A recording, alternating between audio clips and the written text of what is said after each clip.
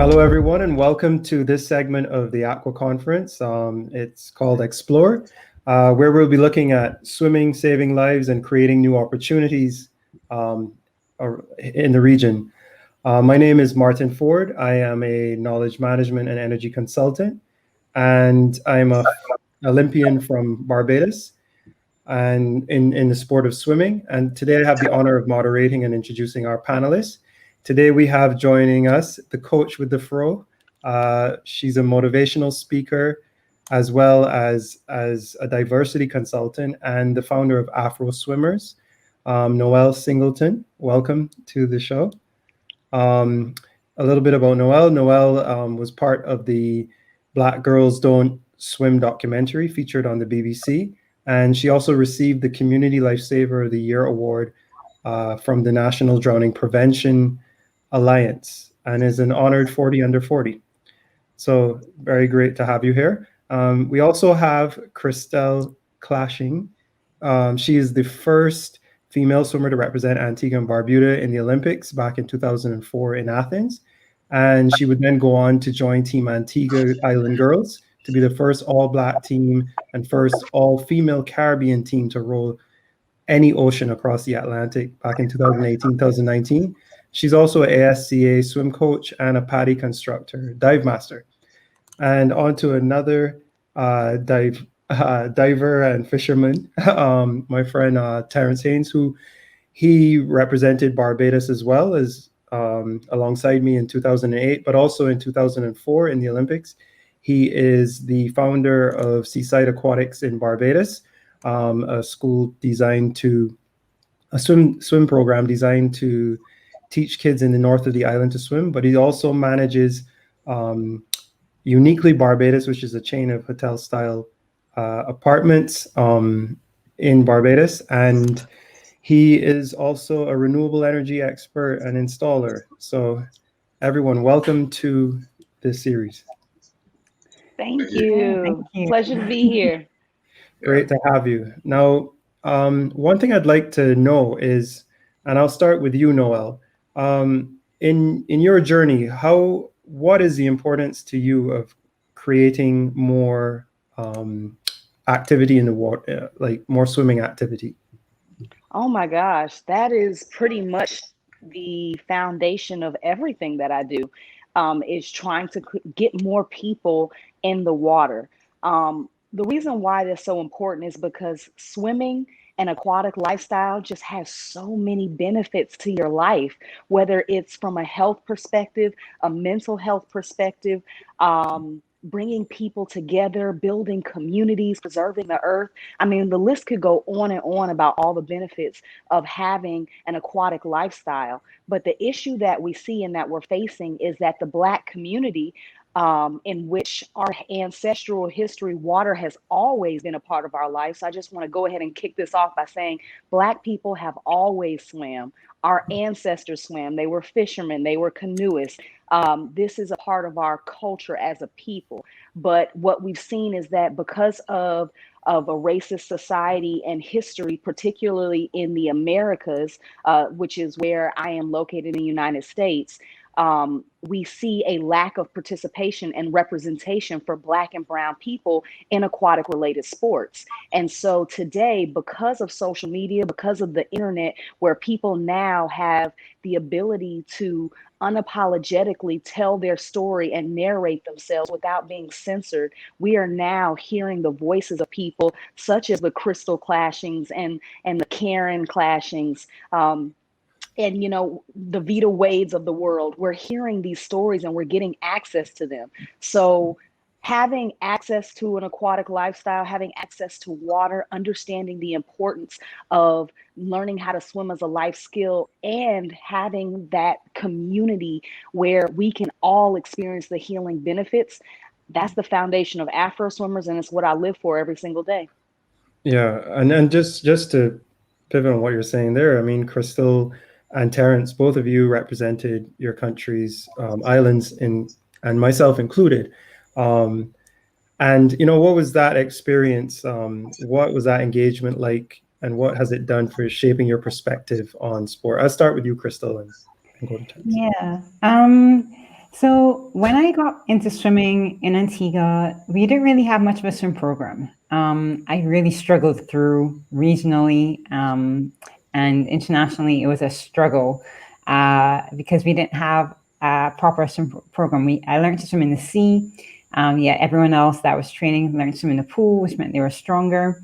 But that had two effects. It allowed me to be very comfortable in the ocean, which has served me very, very well throughout my life. Um, and it also allowed, in my going to the Olympics, opened up a pathway for swimmers in Antigua, in the sense where my mom took it upon herself to open a pool club after I had been at the games. And that was the first pool club we had in close to, I would say, maybe even 10, 15 years. And with that, we were able to contribute, able to get swimmers just going through the program, starting swimming a revival in Antigua. And that's been great because went from one pool club that my mom started to about 5 to 6 pool clubs. We have 2 additional sea clubs, and we now have a thriving swimming community who are able to just be going to levels that I couldn't even get to. So even though I got to the Olympics, I got through with a wild card system. And now we have athletes who are actively trying to qualify during the qualifying system. And that's just a great thing because swimming, as Noelle said, is just like, it is the platform and the foundation for so many things in your life. It is great for mental health as a therapy, just connecting to the ocean, understanding your connection to the sea life when you get comfortable with it. It's great for career. Your options open up. And what I really love about being able to swim is your confidence, the self-confidence you have because you are comfortable in the water, because of the discipline that you need to become a swimmer. It's just remarkable. Like persons who know swimmers know they are a solid person and you can kind of take them with you in whatever sphere of life you need to work with them with. Yeah, well, I can turn it now to another solid person. I know this man my whole life. We grew up swimming, but Terrence, like we talk about this over and over, but just speak a bit about your experience with the water and like how swimming opened up a whole new world. I remember we were speaking about this the other day. Yeah, yeah, Yeah. yeah. So I first got into swimming as a matter of safety because my dad ran the water sports for a number of hotels on the island, and during the summer I'd be out on the boat with him. So just from a purely safety component, I didn't realize back then how privileged it was. I mean, even now, swimming isn't mandatory in any of the schools in Barbados, and it should be if you're surrounded by water, we're island surrounded by water. So it started off as like a safety thing for me, but as with all of you here today, I just fell in love with the water and the sport of swimming. And then I would say my eyes really opened up to the sport in college. Went to school in Toronto, and myself and Martyn, we were the only black people on the team, right? So it really kind of put things in perspective. Is one to realize how privileged we were to have that opportunity growing up, but then also that there's a disproportionate number of persons that don't know how to swim. And for me, that was kind of the turning point where I realized that I would want to do something back home to kind of help change that. So that's kind of how the swim program started, especially in the north, because the is situated, the main Olympic pool is situated in the south of the island.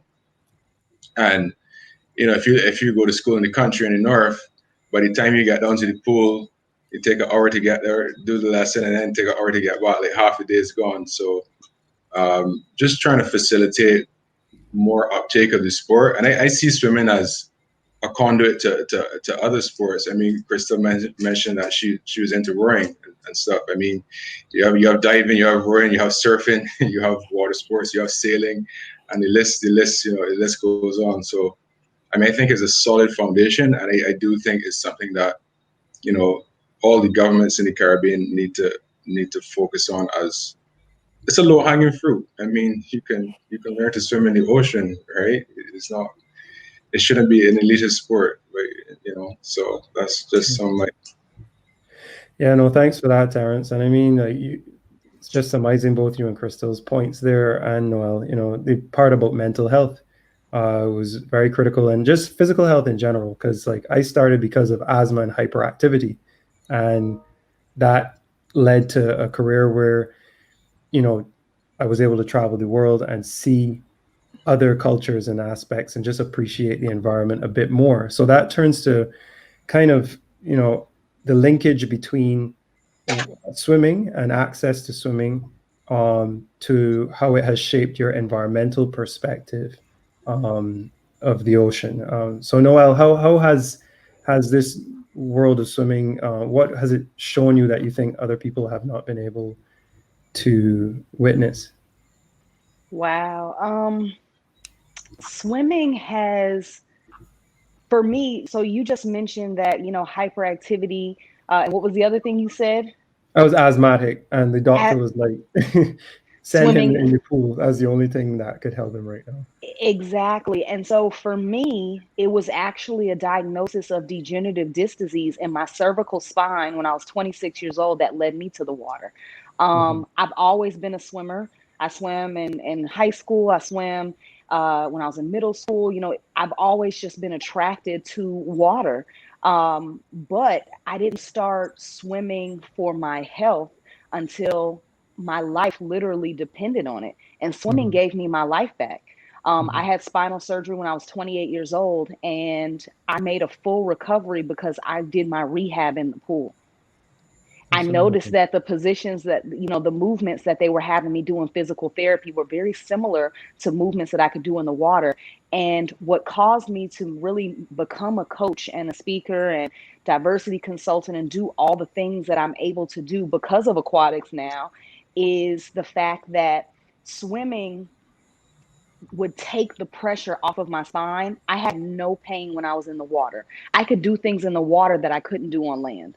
Mhm. And I started to share this experience through social media with other people. And not only did I connect with an entire world of people who are also suffering from invisible illnesses like fibromyalgia and other types of degenerative diseases and joint problems, but I was able to show that when it comes to swimming, the only limitations that you have are actually in your mind. You can Mhm. make your body do miraculous things in the water, and it can show you that you can push yourself to these different levels. And when you start pushing yourself in the water and you're like, oh my God, I can do this, I can meet this time, then you start pushing yourself out of the pool. I want to start this business, I want to go back to school. It's a mentality that develops when you're a swimmer, and it's about being able to push through the discomfort, getting comfortable being uncomfortable, focusing on your own lane and finishing what you start. And that's something that every swimmer knows. No, I appreciate that, because like with swimming, you could spend a whole week working on just how to place your two fingers in the water for one type of stroke. Yeah. And but like it compounds, right? The results compound. And I guess it can teach you the lesson that perseverance can lead to results. And we kind of need that, to for a lot of the issues that we face. And so Terrence, just to go to you, you know, you were telling me that you were free diving and you were seeing a lot of coral disappearing, and so and you also specialize in lionfish in at your restaurant. Uh, Yeah. So yeah. yeah, I do a lot of free diving in my free time, which is not that often anymore. Um, yeah, I try to provide food for fish for the restaurant in a sustainable fashion. And one of the things is lionfish, which is the invasive species in the Caribbean, is affecting all the coral reefs. Just because the lionfish, you know, they have no natural predators in the Caribbean waters. You know, they reproduce at a very rapid rate, and they have a voracious appetite. So they're the apex, pretty much an apex predator. Um, so there was a big push in about 2015 to combat that problem, because you were seeing lionfish, you know, in very shallow waters, like maybe 8 to 10 feet deep. So they were really taking over the reefs. And yeah, we're one of the restaurants that has it as a staple on the menu, and it tastes really good. It's actually my favorite fish now. If any of you guys had like snapper, it's very similar to snapper. It's a very, very soft fish. But yeah, going back to what I've seen over, I would say the last couple of years, definitely a lot of coral bleaching. I actually went out diving today, and one of the reefs I normally go out on, like a lot of the coral heads are actually like completely bleached, and that's just due to the rising sea temperatures and so on. And it's kind of scary when you think about it. I mean, the amount of bleaching that I would have seen just in 2 years. Hopefully, I just hope there's something that we can do to kind of combat it.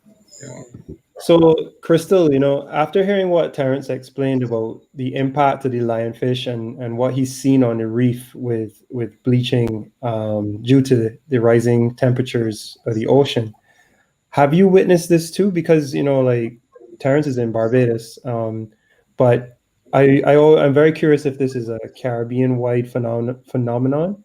So speak a bit about your experience. As a diver, you probably see the impact more often than others. Could you speak a bit about that?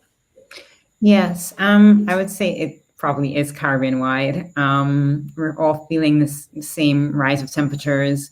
When you go diving, I hear stories from the divers who've been diving long before me, and they say it's night and day from what it was even 30 years ago. Even some of the reefs that are very close to shore on some of our beaches, you can see large sections of them. The reef heads are just completely white. It looks like a graveyard. It's a haunting experience to be part of. So that's a definite concern of ours. And I can't say with coral restoration, we haven't done as much as I think even Barbados has, because I think Barbados has been doing a little bit more. But we are looking into coral restoration programs. Of course, that takes time. And we also have issues of overfishing as well, and the lionfish. So you combine those two things, and our reefs are definitely under threat. When it comes to overfishing, there is a push to try to get locals to eat more offshore fish like mahi and tuna. That way they can leave the reef fish alone. But culturally, we like fish the size that can fit into a plate.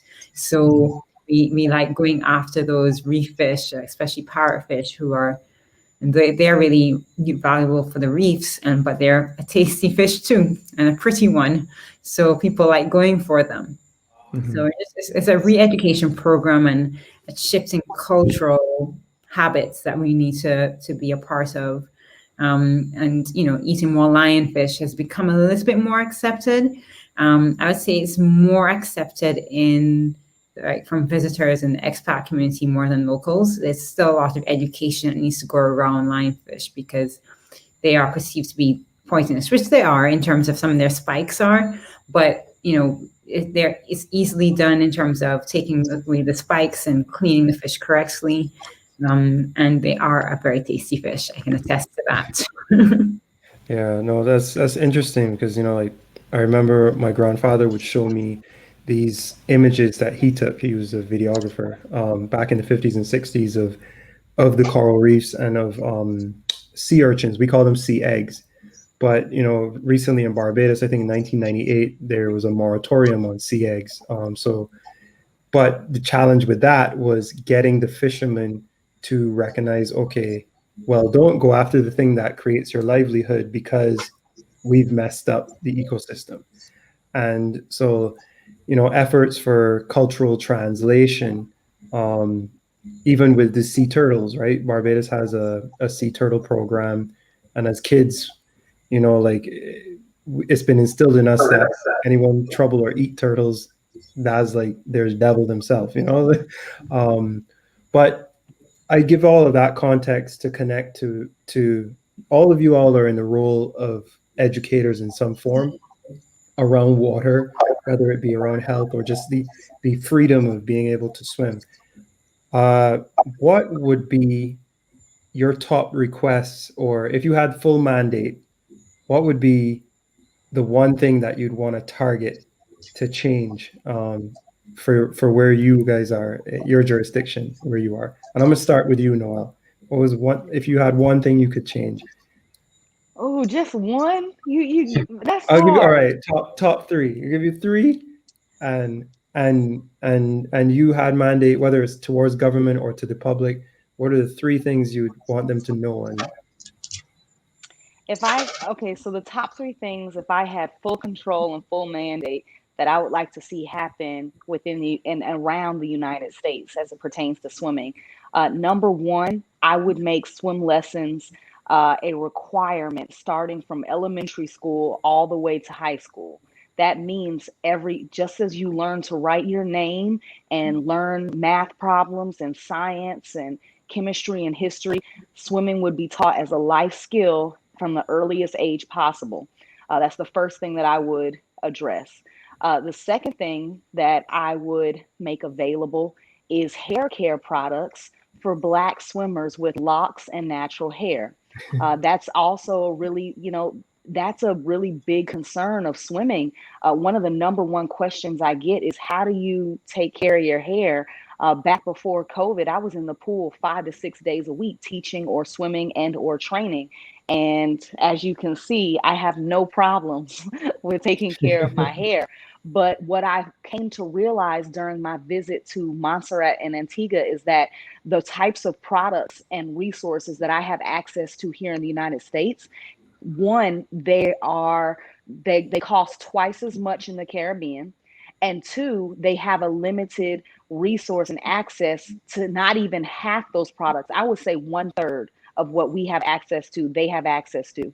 And that problem is, most of the people in the Caribbean look like you and I, and they have different hair textures. So how are they taking care of their hair if we're encouraging them to participate in aquatic lifestyles? They should be able to maintain their appearance as well. It shouldn't be a compromise or a sacrifice. Choose swimming or your hair. You don't have to. And so I would make hair care products accessible to all regions, particularly regions of color, especially the Caribbean, so that not only can you learn how to swim, but you can take care of your appearance. And the third thing that I would do is I would make sure that there were funding for aquatic programs throughout the nation. Not sure exactly where we would get that money from. I have an idea, if the president of the United States can get away with paying $750 in taxes, I'm sure we can find the money and the resources to pay for pools and aquatic programs. But those are the top three things that I would do if I could change things here in the United States. okay, well, thanks for that. Christal, what about you? What are the top three for you? Well, my first one would be making sure we have swimming available to everyone, all right, especially the underserved communities. And I call them underserved and not low income because they're not always low income. They're just underserved and they just get ignored. So I would say definitely that's something that needs to be happening more. I do know COVID has put strain on everyone's resources. I am very aware of that. But we also have the beach. So whenever we are able to, it's good to tap into that resource where possible. So that would be my first one. My second would be ocean education. And I say that because I'm actually really, really proud of what Vita Wade has been doing in Montserrat. I think that's something that's lacking here in Antigua, in terms of making that connection between, yes, I can swim, but what does that mean now if I can swim? Connecting that to being in the ocean, not being terrified of things in the ocean. And once you get over that, caring about those creatures in the ocean and understanding how the ocean connects the entire world and our just life systems. And so making all those connections and understanding the impacts of climate change and how we can influence things is a really big deal. And third would be married to those two is life-saving skills. Yes, you can learn how to swim, but sometimes the life-saving doesn't even get thrown into that. So you need to make sure you have that as well. because, I was talking to someone, I think just this weekend, saying Antigua's, in a sense, we're fortunate we have such beautiful beaches. We don't have much issues in terms of currents or anything like that, nothing major. We don't have rip currents per se. But the problem with that is that we think every beach is like our beach. So when you go away, we don't know what to do. We don't understand what to do with surf. We don't understand what to do with rip currents. It's just it's a world apart. And so it's educating ourselves on what other waters can look like. And we have this great resource called YouTube and the internet. So it's no excuse now to not, be educating persons and showing them what things look like, even if we don't have them here. It's good to prepare ourselves for when we do travel, because we are traveling. And so just general life-saving skills are a must as well. Okay, great. And Terrence, anything you'd like to add as a priority? Because I know you agree with most of those. Yeah, so my number one is exactly the same as Christal and Noelle's. It should be mandatory and facilitated swimming. Just as Noelle said, in terms of you learn to write and read and write, you're learning to swim, right? Just to add quickly, like we talk about, swimming in the ocean, but in the Caribbean, we're prone to hurricanes and flooding. So it could be as simple as saving your life from a flood situation as well. So it's something else to look at. My second one would definitely be education as well. In line with what Christal was saying, I think there needs to be a link between the ocean and and ourselves. We're not one, and we're not separate and distinct from the ocean. It's a part of our environment, and as soon as we start seeing ourselves as that, we would have greater responsibility for that ecosystem. And then my third one would be fishing regulations. More marine parks, so that there are areas that are overfished that can rehabilitate and catch themselves and repopulate the fishing stock and so on.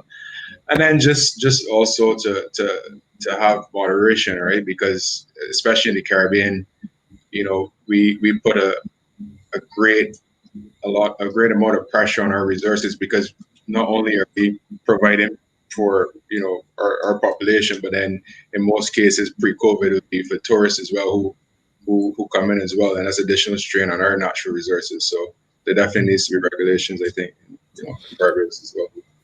Well, thank you all very much for this. Really appreciate your time. I agree with all the things you've said, 100%. With the life-saving thing, I would like to add that we had access to defibrillators on more pool decks and pool areas, but I agree 100%, and I think education is the way forward, and action. So with that, I'd like to say thank you again for joining the Aqua conference. We know you're all in different areas, but your perspective and your achievements need to be told, and thank you for being part of this story. Thank you. Thank you. Thanks for having us. Thank you so much. You're welcome. And thanks to Vita for inviting us here, inviting me here, of course. Absolutely. Thank you, Vita.